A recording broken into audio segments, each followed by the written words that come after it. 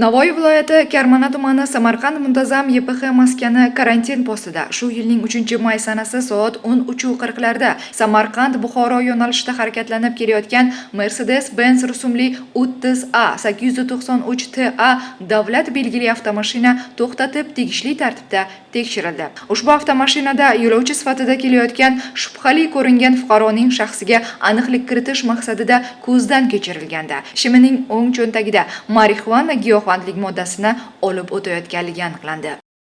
Ushbu modda xolis ishtirokida rasmiylashtirib olinib, tekshirib ko'rilganda Navoiy viloyati IBEKBning 41-sonli ekspertiza xulosasiga ko'ra marixuana giyohvandlik moddasi ekanligi aniqlandi.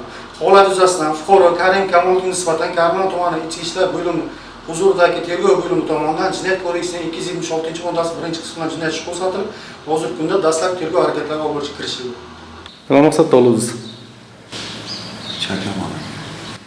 Chakas, necha puldan oldingiz? Sotib olganman. Topib oldingizmi? O'zimda bor. Asrab yuribsizmi?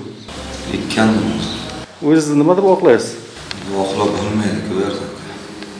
Ha, buni oqlab bo'lmaydi. Qilayotgan ishi qonunga zid ekanligini bilgan. Bila turib shu ishga qo'l urgan bu fuqaro Samarqand viloyatidan 3 nafar farzandning otasi. Xalqimiz boshiga tushgan ana shunday sinovli kunlarda hamma bir yoqadan bosh chiqarib, xavfli virus hamda tabiiy ofatlardan zarar ko'rgan fuqarolarga yordam qo'lini cho'zayotgan bir paytda bu kabi qora niyatli fuqarolar o'zlarining g'arazli maqsadlarini amalga oshirish payida. Sabina Xo'jayeva, Farruh Yakubov Navoiydan tayyorlandi.